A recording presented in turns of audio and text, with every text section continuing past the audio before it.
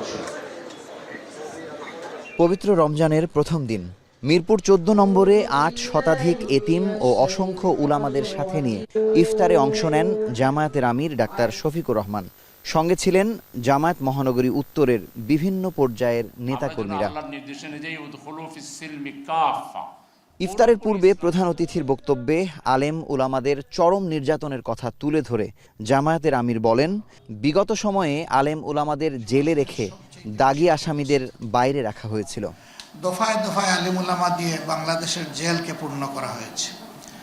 দাগী, খুনি, রাহাজানির নায়ক, ধর্ষক, চোর, বাটপার, লুঠেরা তারা বুক ফুলে দাপিয়ে বেড়াতো বাংলাদেশের রাজপথে।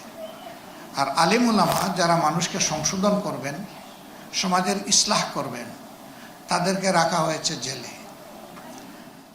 5 আগস্টের পর হামলা ও ভাঙচুরের 99% রাজনৈতিক আর 1% ধর্মীয়।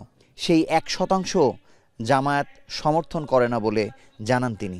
15.5 বছরের জ্বালাতন নির্যাতনের পরে এবার যে পরিবর্তন 5 আগস্ট হলো, আপনারা সাক্ষী। এই দেশের উলামায়ে কেরাম, মাদ্রাসার ছাত্র, বাংলাদেশ জামাতে ইসলামী, ইসলামী ছাত্র শিবির বিশেষভাবে সকল ধর্মের মানুষের নিরাপত্তার দায়িত্ব এই জমিনে পালন করেছে। আমরা চাইনি যে আমাদের দেশে কেউ বিপর্যয় সৃষ্টি করুক। যা হতে পারত, আল্লাহু আকবার, তার কিছুই হয়নি। তারপরেও চিটাপুটা যা হয়েছে তার 99 কারণ হচ্ছে রাজনৈতিক। দেশে শৃঙ্খলা ফেরাতে কাউকে আইন নিজ হাতে তুলে না নেয়ার আহ্বান জানান জামায়াতের আমির। মুজাহিদ শুভ, এখন ঢাকা। জীবন দিয়েছে আল্লাহ তাআলা তাদেরকে শাহাদাতের